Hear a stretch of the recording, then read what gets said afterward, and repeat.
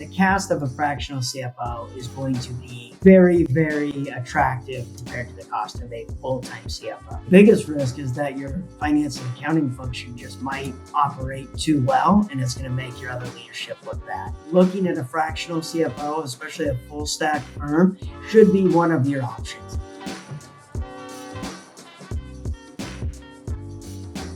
Understand the difference between a controller and a CFO.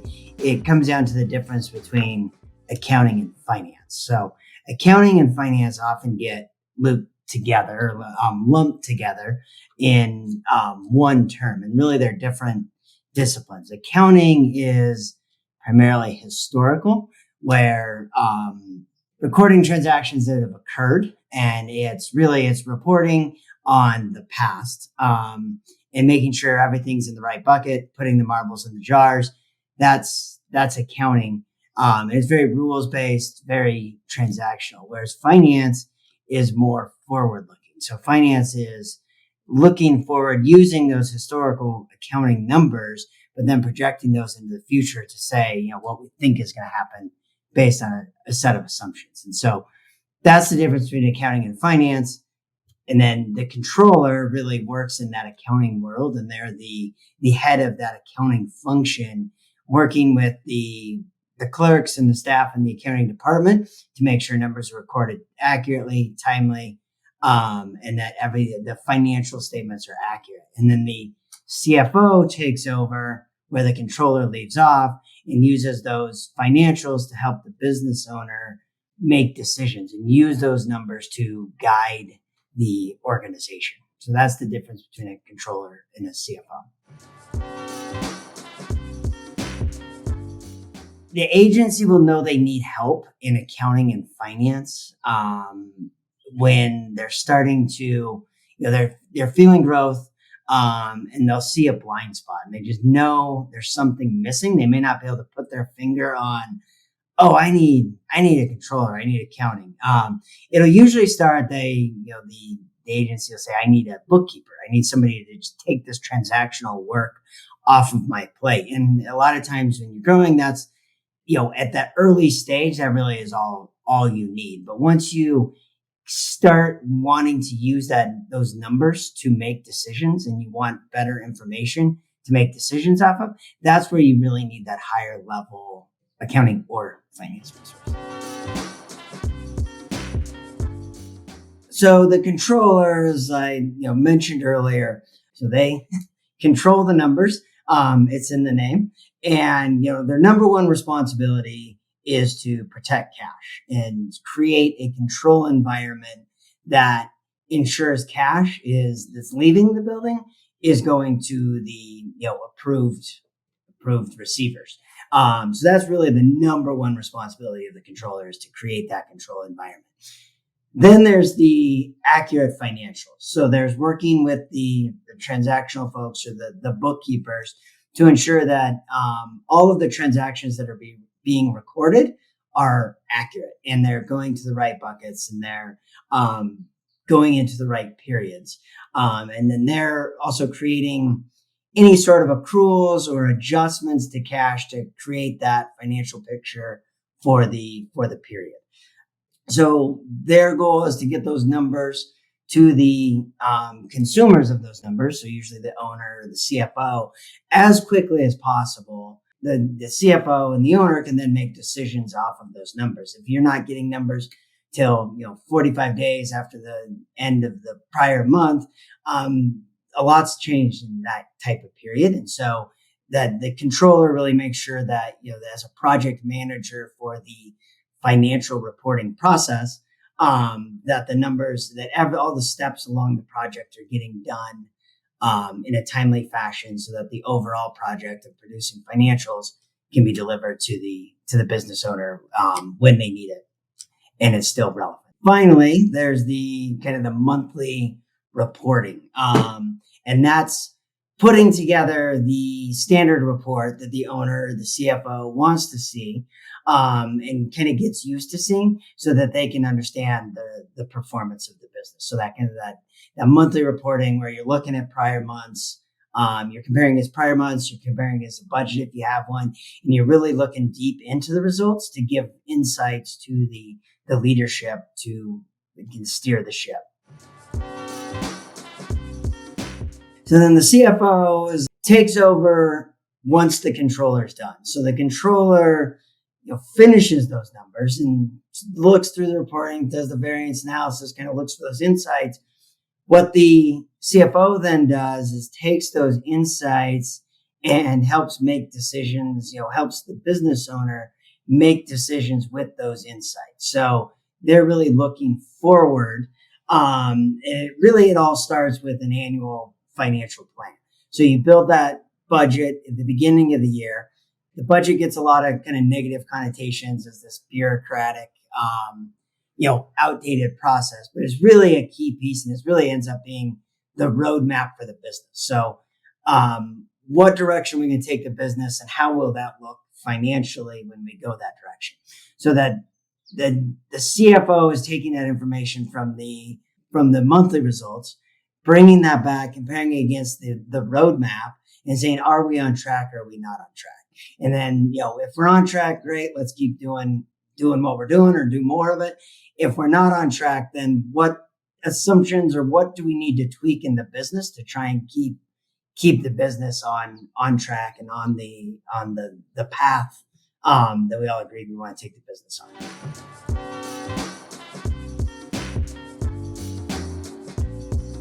This is a great question. So how can I know if my agency is large enough to need a full-time controller or CFO? So this is a tricky question because there is no right answer. Or there is, I guess, a right answer, but it's probably further along than you might think it would be. Going back to the difference between a controller and a CFO, these are two very distinct roles, and they really serve distinct purposes. And then there's actually another layer in there in the accounting and finance world of like a staff accountant. So you have your staff accountant, which handles all the transactional day-to-day work. Then you've got your controller, which oversees the controller environment and is creating that project manager for the numbers. Then you have the CFO that's forward-looking. So there's really three distinct functions in there. And a small business will get to a point where they need help in finance and accounting. And we see it a lot where they'll say, okay, we need a controller, or we need, or let's really go for it, we need a CFO. If you hire that one role, you're, kind of going to the EOS playbook of, right work, right level. You hire just that one role, that person is going to be in the wrong seat, for two of the three functions that need to get done.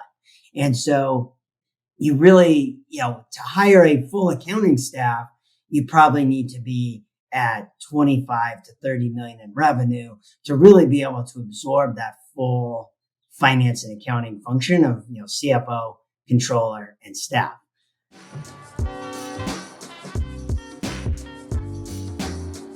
What are the risks involved with not having a controller or CFO in place?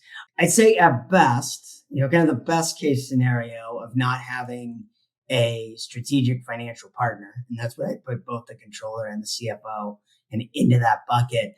So at best, I think, it's bad decision making, the financial impacts of those decisions. So I think that's kind of the best case scenario when you're light at the accounting and you're the controller and CFO function. At worst, you're actually losing money. We've seen situations where you have the one person, maybe an office admin, that's been kind of promoted into accounting because they've shown some propensity for numbers, but they're not doing it right. And so kind of in the, again, best case scenario in that situation is, they could be overpaying vendors. They could be paying stuff that's not due, actually sending cash out, that shouldn't be sent out. So they're costing money, directly in and above the wasted salary, if you will. And then there's theft. And we've seen this as well. Like that control environment is so critical to keep the money, the hard-earned cash that, the business owners have in the business and use for approved purposes. And so a lot of times we'll see those people have too much control, and they're entering the bills, they're writing the checks, and they're doing the bank recs. Maybe they're doing bank recs, but assume they're doing bank recs, but they're the only set of eyes on that entire cash distribution system. And in that type of environment, it's really easy to, start siphoning cash off. And so I think that's kind of the worst case of not having a strong financial partner. But usually what we see is poor decision making and decisions not based in financial impacts.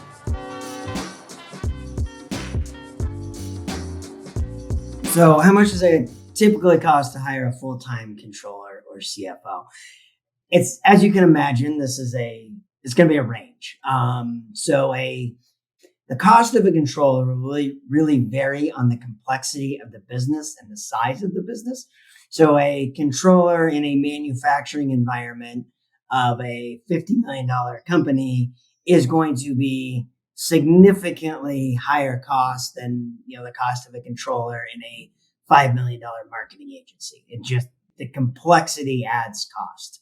So on the low end, somebody that's actually working in the controller level, I think somebody junior, you catch them on the lower arc of their career, and they're just starting to go up. I think you could probably get someone for around 90 at the low end. And then, again, talking about the complexity in a probably, large, heavy duty company that has a lot of control issues, then you could be talking 180,000. So, but I think a normal $3 to $5 million company for somebody that's competent, knows what they're doing, I think the cost of a controller would be in the $100,000 to $120,000 range. CFOs are much pricier. And so CFOs really start off, again, for somebody that's qualified to be a CFO, is starting off with that controller kind of tops out. So probably on the low end, you're looking at around 175. On the upper end is much higher. I'd say, for somebody that's really experienced, has some M&A fundraising experience, it's very reasonable to be in the $300,000 range. A good sign, there's a couple of indicators you can use to say, I need some help and some financial expertise kind of over and above what I'm getting. I think the number one, if we go back to what a CFO does, to sum it up really in 2 words, it's decision support. And that's what a CFO does. And really a controller enables that as well. So are you confidently able to use your financial results to make course correction and steer the business? I think that's the number one, kind of question that I ask of potential clients, to really get them thinking of do I need help? And usually the owners feel that, but they can't put words around what they're missing, but they know they're missing something, and they're not confident in, how to use the numbers to steer the business. I think the second, indicator, this one's a little more obvious, but do you trust the numbers you're getting? So, one, are you getting financial results on a regular basis? Are you reviewing those results with your accounting staff, and are they bringing them to you, or are you having to ask every time? So that's the kind of the first. And then the more important of that is, when you get numbers, do you trust those numbers? Do you look at the numbers and you post a really big, income month? Are you able to, give yourself a bonus off of that? Or you're like, something's going to come and hit, And so it's kind of those decisions that you're making off of those numbers. It really kind of comes back to that decision. Are you getting the data? Do you trust the data? Do you trust the person? Is that a good fit? Are they giving you insights over and above the work, or are they just mired in doing transactional work and they're too busy to really talk about anything that's going to happen tomorrow? That could be an indication they need some help in guiding the business, steering the ship, if you will. Is it just no? If you do have that expertise, is the accounting function just the no machine, if you will? Are they just missing any investment, forward thinking investment just off the cuff? Nope, we can't afford that. Or is it a more of a collaborative decision of like, let's detail this out. Let's really understand what the impacts of that decision could be. And do you still want to go that route? Or is it just, yeah, no, we can't do that. So that's usually an indicator. And then it really, at the end of the day, though, to me, it comes down to decisions. Do you have the information you need to make sound financial decisions for the business?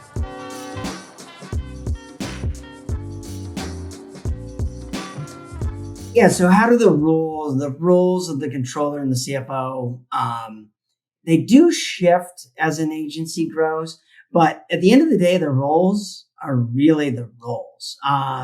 And what happens is complexity and scope increase, but the roles are the roles. So if you're a $500,000 agency versus a $50 million agency, you still have the roles that I outlined before, which is you've got your staff accountant, which is handling the transactional work. You've got your controller, which is setting that control environment, making sure numbers are accurate and timely. And then you've got the CFO that's forward looking and strategic and building that roadmap and helping you run the business back to that roadmap. And so regardless of your size, those roles don't change. What changes as the company scales is, the volume of transactions increase. So just the sheer number of payables and receivables and credit card transactions and approvals change. And that adds, volumes of work and complexity to that staff accounting role. And again, with more transactions, with more controls, with more complex billing processes, that adds complexity to the controller role. So now, instead of managing 10 balance sheet accounts, maybe you're managing 30 balance sheet accounts. And instead of the P&L being a flat P&L with one department, you're managing 15 departments that you got to tick and tie all those numbers out in the financial system. So the core role stays the same. I got to report numbers accurately and timely, but the complexity of getting to that and managing that and making sure all those numbers are accurate increases.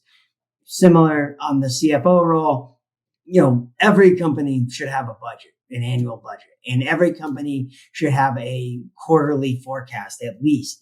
But the complexity of building those plans increases as a company increases in size. Every budget should be built up using, granular data. So instead of just forecasting $10 million of revenue, how many units are we going to sell at what ASP in order to get to that revenue? Or how many hours are we going to bill to each client in order to get to that revenue picture so that we can measure the business at those lower level drivers and get some leading indicators that we got to track. As a company grows, building a budget at that driver level gets more and more complex, and the decisions get more and more complex because a decision in one department could impact the decision in the other.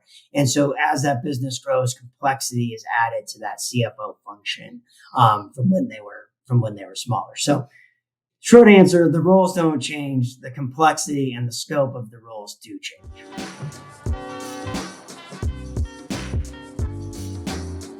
Does a company get to a point where it makes sense to bring in a full-time CFO, a full-time controller, and a full-time staff accountant? And the answer is yes, absolutely. Of course, a company will get to a stage where they need to bring in those full-time resources. The longer I'm in this role and working with growing companies, the longer that runway is getting in my mind. I think the fractional model can support for a lot longer period than what we previously expected. There's a couple of things to look for of when you need to really consider bringing in those full-time resources. So as I talked about, as a company grows, complexity grows. If the company can grow and complexity doesn't grow along with it, which is rare, but it does happen, you may be able to go with that fractional resource a lot longer because it's just, if it's just transactional volume that's growing, the staff accountant's a reasonably low priced resource that can scale transactional volume pretty well. And if that controller role stays pretty similar and the CFO role stays pretty high level, then, that fractional model can last a little longer. If complexity starts to grow and the budgets start getting really granular, the decisions become really complex. If you want to start really getting active in mergers and acquisitions and start rolling up a bunch of companies, that's when the complexity could add enough, there could be enough complexity, enough work that it makes sense to start to bring in those full-time resources. But I think the simplest kind of general rule of thumb that I use is if you're at a point that you can afford or, take on the burden of cost of the entire department. So the staff, the controller, and the CFO, and you can bring those in-house and you can afford that whole group. I think at that point, the value of the fractional model starts to diminish. Having said that, we have seen situations where a company is at that point, but the fractional model still makes sense. And the reason that can happen is the fraction can actually invert. So instead of being 0.75 of a resource, we can scale pretty well with the business and we can scale on a fractional basis. So we could go to 1.25 of a controller resource versus, adding a full another head into that department. And so we have seen situations where, the fraction can invert and we can scale with the business, kind of at that right size level.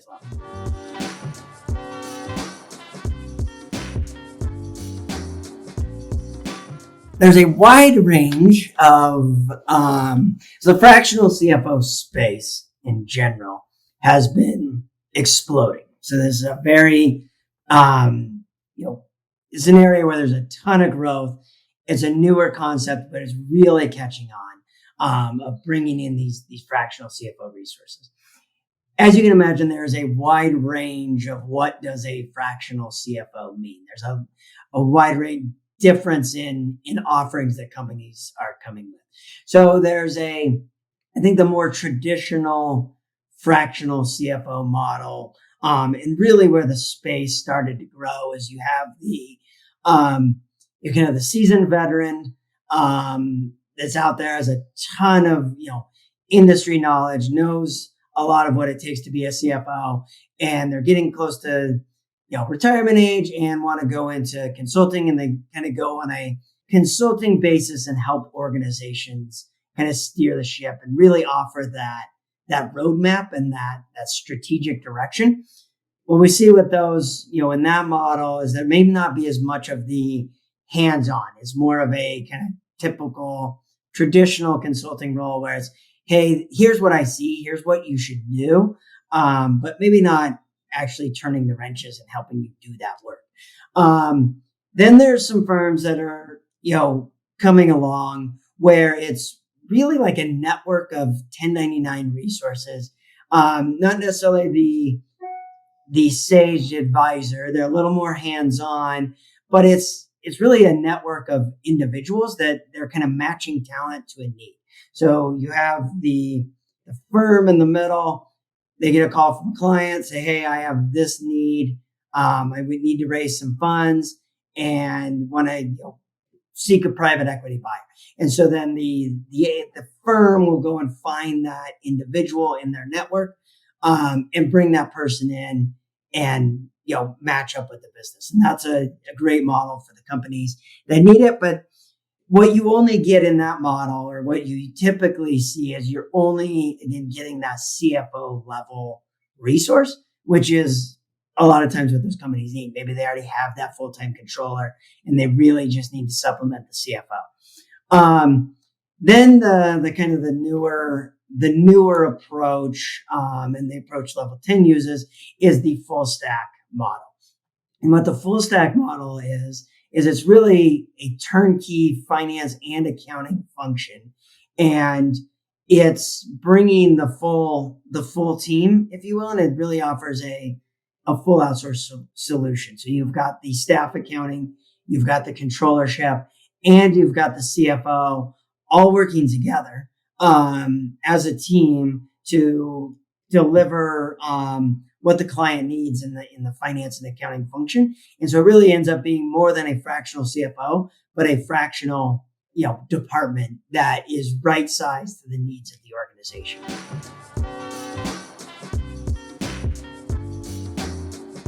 So why do I think a fractional CFO is a better choice for a growing agency?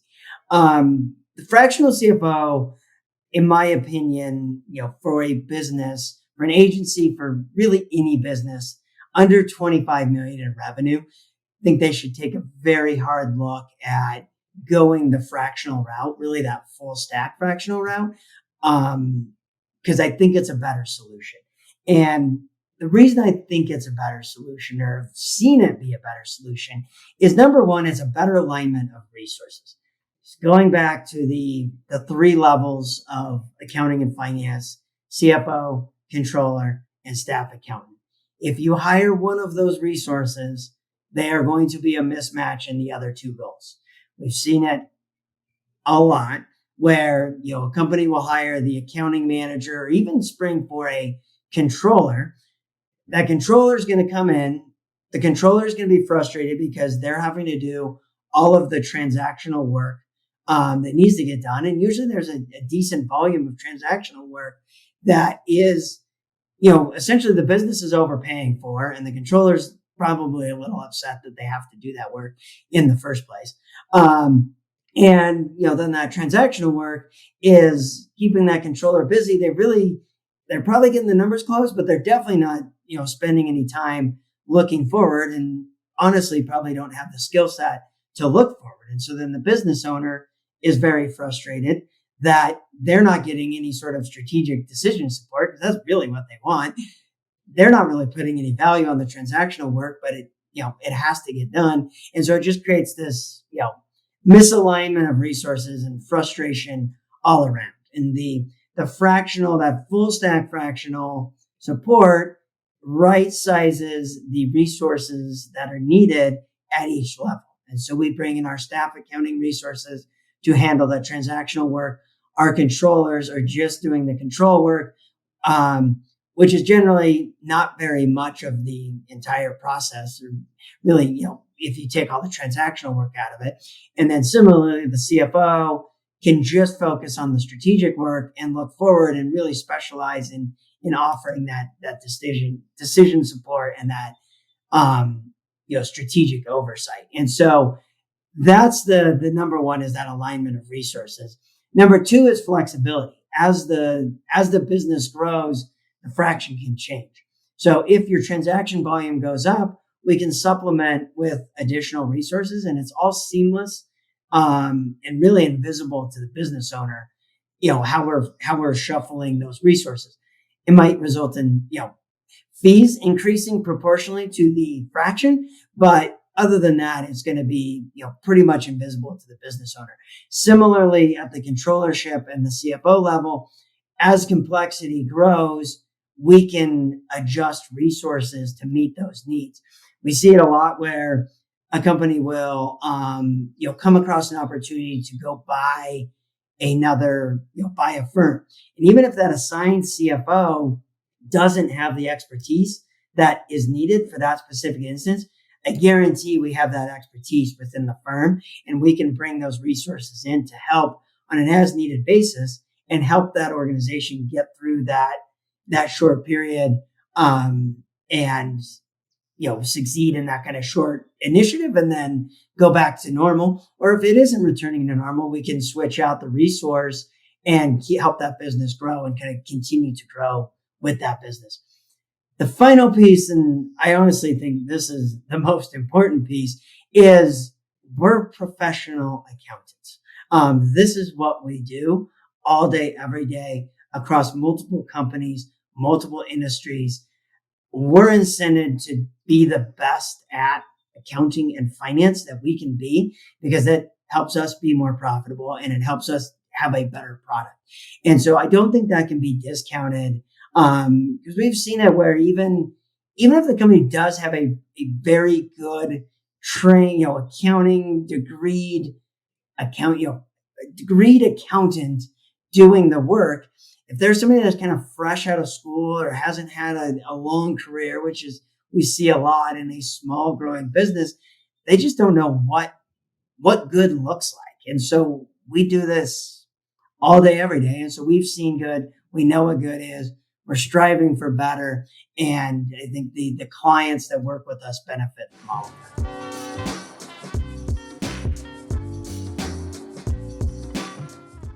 So can a fractional CFO provide the same level of oversight and strategic planning as a full-time resource? Absolutely. The answer is yes.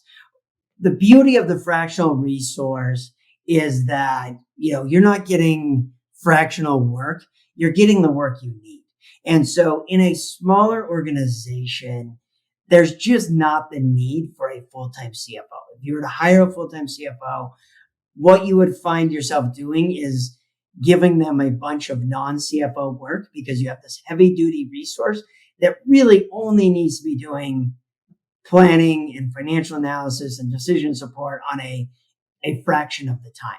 And so the fractional model, that's why we like it so much, is because you're getting just what you need. And so depending on the level of strategic planning and oversight that the business needs dictate, that's exactly what you'll get. And that's the same at the controller level. And that's the same at the staff level, is you get exactly what you need for the size of the organization. At Level 10, we take a very hands-on approach, and we want to be a part of the leadership team. We want to be a part of the organization. And so we take kind of a pseudo employee relationship where we really want to be a part of the team and help you drive that business. And again, it's just on the level that you need.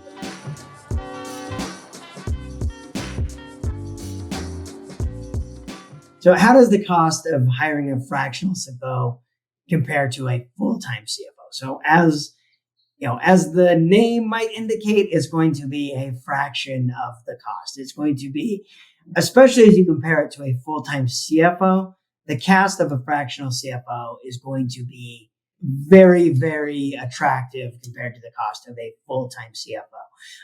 A good rule of thumb for a full stack fractional CFO firm is really comparing it to the cost of what you would pay for a controller. So as we talked about, the range of a controller can be very wide depending on the complexity of the business and the needs of the business. And what we've found is the cost of a full stack offering CFO, controller, and staff is very comparable to what you'd expect to pay for a full-time controller that is right-sized for the organization. So a more complex organization is going to be, that higher end of the spectrum where you're looking at $180,000 a year.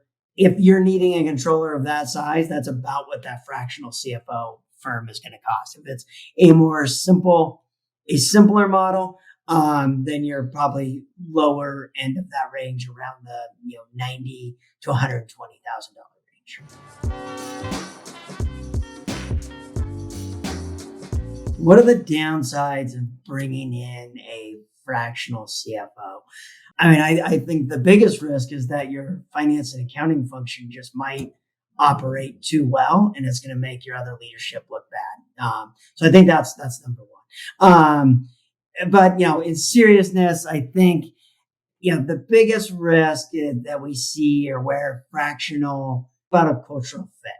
If you hire a, CFO, if you're really needing, heavy duty operational support, you need somebody to come in and roll up their sleeves and really understand the business at a very granular level to help you understand the business and improve your decision making. But then you hire a CFO that's been in banking for 30 years and is all about financing and the art of the deal, it's going to be a clash and it's not going to work. So it's finding that right fit and that right need for the business. And then same thing with the soft skills of, are they actually going to take a vested interest in your business? Just because we're fractional doesn't mean we're not passionate about making you succeed. And so if you have a partner that's in there and they're just kind of going through the motions and they're not invested, that's going to be, you're going to have a hard time with that. And I think it may not be the best solution. I think as CFO, we talked about the different types of fractional CFOs. One area of risk that we see in is real is if it's just a single CFO. So you go and you hire that one CFO, either, directly or through a firm. That CFO, pretty much most CFOs are very versatile and they can do a lot of different things. And, most CFOs have done bank recs and are pretty efficient and competent at doing bank recs, but you don't necessarily want to pay CFO rates for somebody to do your bank recs. And so there's that risk of, if you bring in that single individual, that you're going to be paying CFO level rates for non-CFO services. And so I think that's a risk of bringing in kind of that individual. And so I think those are the big items that I'd look for when bringing in a fractional CFO, is making sure the culture's a fit and making sure they have the support to kind of right size their fees and kind of keep your costs down, but still provide a really high level of service. Yeah. So how does the transition from that, self-managed or having the bookkeeper of your finances, how do you transition from that to a fractional CFO firm? So as level 10, this can be a tricky process. And I think the key to this process is really outlining and understanding the agreement of what you're getting and what the fractional CFO firm is giving and what good looks like. You see, we've seen engagements with other firms that if they don't get to that agreement, that can just kind of create issues right out of the gate, because the CFO comes in and sees a whole list of problems, and just starts, swinging hammers and billing time and is making progress. They're probably doing things that are good and they're probably doing things that need to get done, but those things may not be aligned with the priorities of the business. And so I think getting to that alignment, that agreement up front is critical to the long-term success of the organization. So what we've done is we've developed an onboarding process or a scoping process called the business landscape audit. And what that process does is we get a really in-depth look at the organization. We have an extensive document request list where we're looking at, your strategy decks. We're looking at your board meetings. We're looking at historical financials. And we're really trying to understand kind of what is the financial picture of the business. Then we do a series of interviews with the business owner, the CEOs, any stakeholder in the business that can benefit from strong financial results and improve visibility into numbers. We do a series of interviews with those people to really understand, how can finance and accounting better serve the business and give them the information they need to make better decisions. And again, it all comes back to decision support. So we go through that process, that business landscape audit. And out of that business landscape audit, we identify not only the burning platform. So here's the things that we see as the big opportunities for your business. We outline all of those. And then we put a roadmap in place and say, okay, if you were to bring us in, here's the order in which we would address those issues. We see, getting the chart of accounts, and it's, pretty basic, but we got to get that built first. Then we can look at doing some system changes. Then we can build out your, annual financial plan. And so we kind of lay that roadmap out, and we sit down and we have a collaborative working session with the business and come to an agreement. Is that the right priority order? Are those the right priorities? And is that the right priority order? And based on the outcomes of that discussion, we'll then put a budget in place of, here's what it's going to cost you for us to do this work in this timeline. Everything we do is on a fixed fee basis. And so coming out of that BLA, we have a very good understanding of what is the fraction of each resource. So what are the resources we need to bring to the table, and what is that timeline that we're gonna do this work and get this done. And that's really just outlining the first quarter of the engagement. And then from there, we kind of go through a much smaller process where on a quarterly basis, we're continually coming to an agreement with the business of what are the key priorities and, what are the resources needed in order to, kind of get those done in the time we need to get them done. In most cases, that kind of quarterly plan is not changing that monthly fee. It's that, fixed fee retainer. And in most instances, that's staying fixed for an extended period of time. And we're just kind of working the projects within the guise of that kind of agreed upon resource plan. Fractional CFO help with fundraising, exit planning, strategic partnerships. The answer has to be yes here, because otherwise, this is a core function of what CFOs do. And if your fractional CFO can't help you with this, you should probably find a different fractional CFO firm. So yes, absolutely. Now, having said that, the way we typically approach this is we don't necessarily build this in to our fees unless it's something that's an ongoing part of the business. Like, hey, we're doing an acquisition a quarter and this is something we're going to continue to do. Well, then we'll build that resource plan, into the monthly fees, and, it's just going to be part of the operation. In most instances, that's not the case. These are kind of coming up as needed. And so what we'll essentially do is build out that resource plan, kind of the ongoing day-to-day work that needs to happen, but then we can flex and we can, put in more resources. And that could just be more time of the existing CFO. Or if there's a very specialized skill set that is needed for that transaction, we can leverage, the broader firm and bring in additional resources from inside the firm or even outside the firm if we have to help support that action, whatever that action is.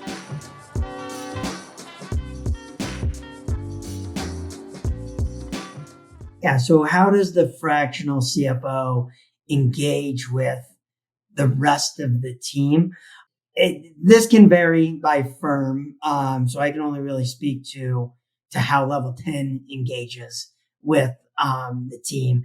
And essentially, we try to mirror the engagement that you have with the rest of your team.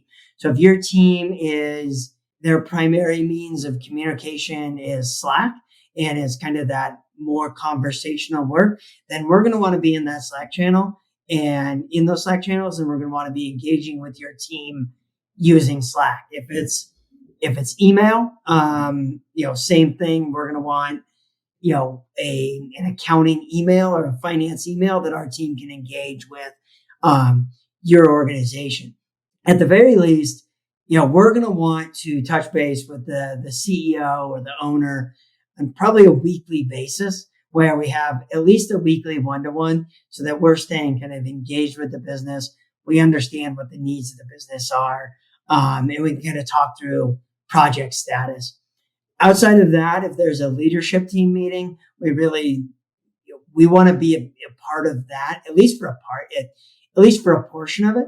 It may not make sense for us to sit on an hour and a half meeting every week if there's an hour of very specific industry discussion going on and we're not adding value. It might make sense to drop us off of that, but we at least want to plug in. And if we're talking about numbers and strategic initiatives or the direction of the business, we should be involved in that. And so it's really right sized to the needs of the organization and honestly, sometimes to the budget of the organization. So, if we're not adding a ton of value and we don't need to be on the call, then we shouldn't be on the call. And ultimately you can get a lower kind of monthly fee because we're not engaged at that level. But we're trying to engage as similar and make it as seamless to the way you engage with the rest of your organization and the way the rest of your organization is engaging with each other. We try to mirror that in our relationship with the business.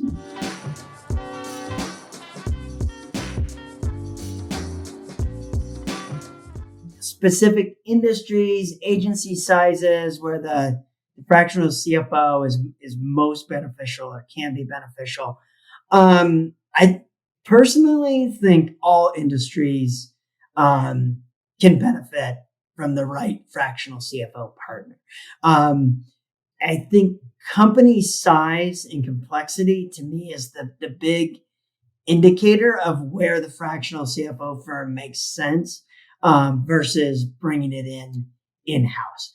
And again, 25 million in revenue is a rough benchmark where above that level, you're probably borderline of needing that full-time resource or a super complex business. So maybe it's 20 million in revenue, but you have 15 departments across 50 different states, and there's just some other complexity in the business that requires just really high touch. That's where it might make sense. In manufacturing industry, a little higher touch when inventory is involved. Your point of needing that full-time resource could be lower than a professional services organization operating in one state. Probably has a lot longer window than kind of a manufacturing across multiple states. So really depends there. I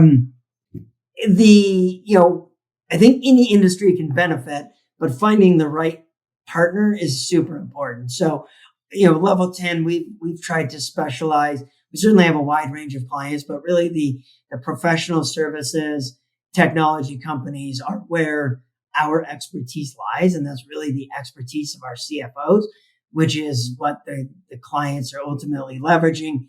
That's where our expertise is. And so those are the industries that I'd say we can offer the most benefit to our clients in.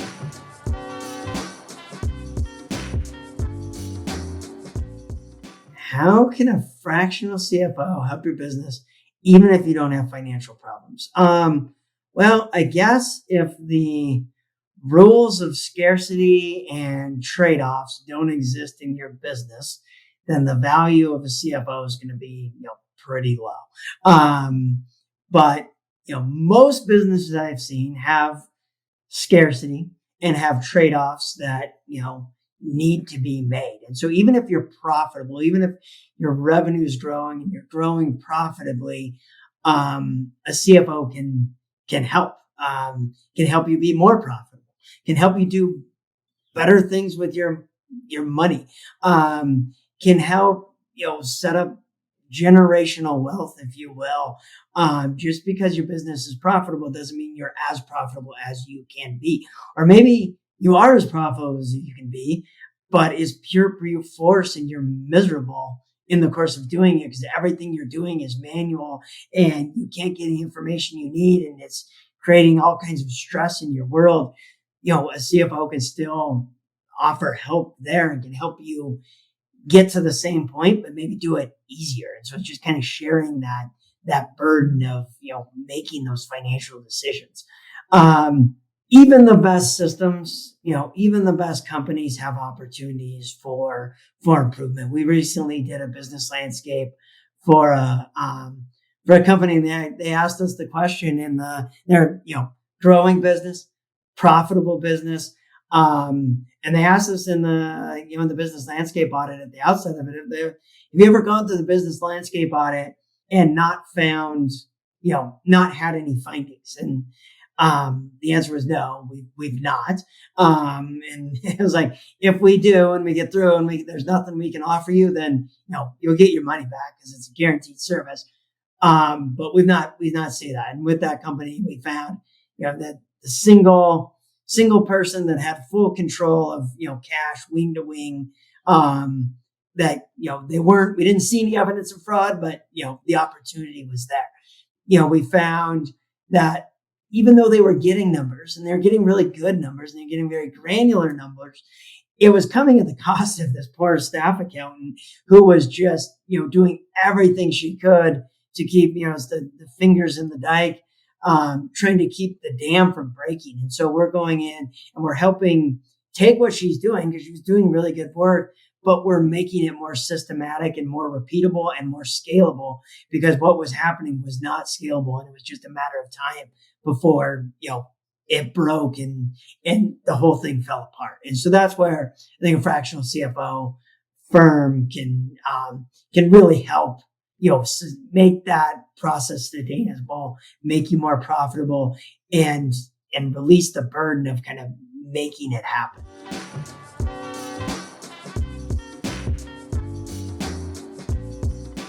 How can a fractional CFO help me make more informed strategic decisions? I mean, this is what we do. And I think I've said it multiple times, but two, if I boil the entirety of what a CFO does into two words, it's decision support.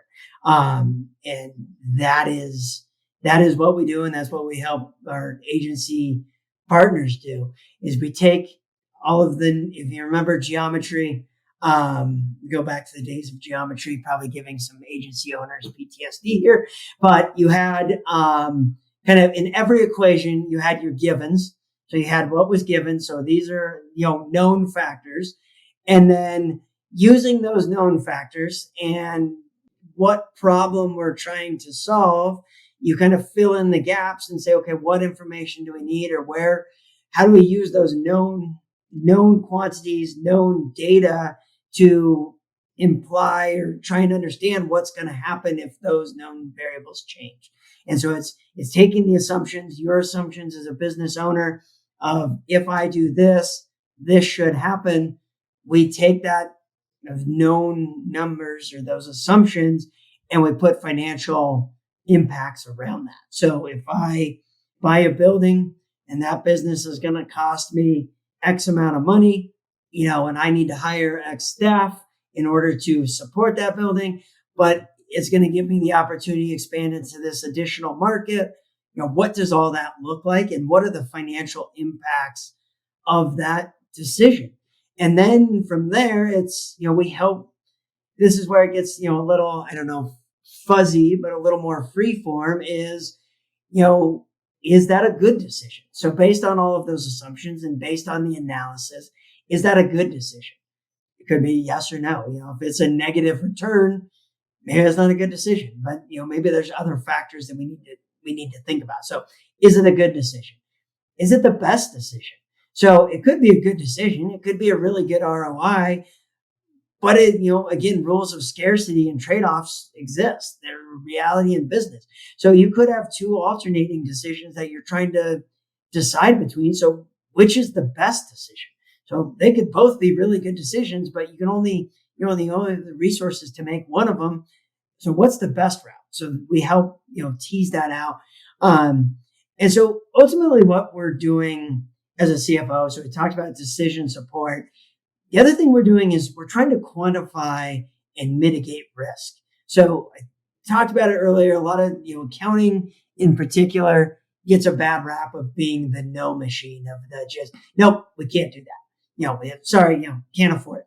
So it's not our approach. We're risk conscious. We're not risk adverse. And so what we're doing is trying to quantify those risks and help you mitigate those risks as you make the decision. We're in business. There's nothing that you do in business that is without risk.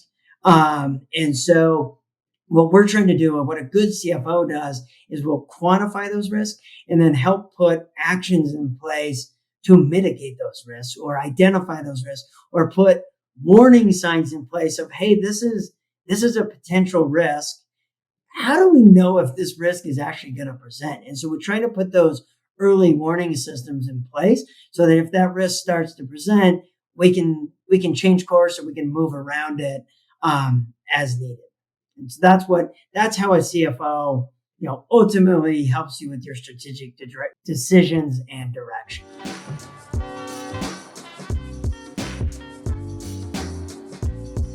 How often should you expect to communicate with your fractional CFO? You should really be connecting and communicating with your fractional CFO as often as the business dictates. And it's pretty often. they're your partner in leading the business. If done correctly, they're one of your strategic advisors for the business. And if you're not consulting with them, if you're not communicating with them, then you're kind of wasting your money. If it's just getting a budget once a quarter and you're looking at it and you're not really talking to them about it and you're not running the business off that, and that you're not using that to change direction of the business and steer the ship, then again you're not getting the value of the fractional CFO.